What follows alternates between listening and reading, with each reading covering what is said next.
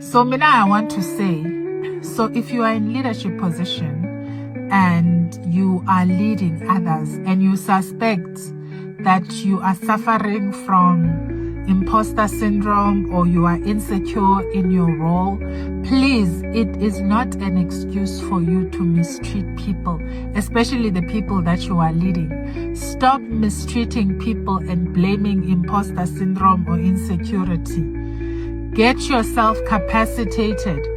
If it means that you need to go out there and empower others so that you can feel important, then do it. But don't let people be coming home and crying because of you, asking God to intervene because of you.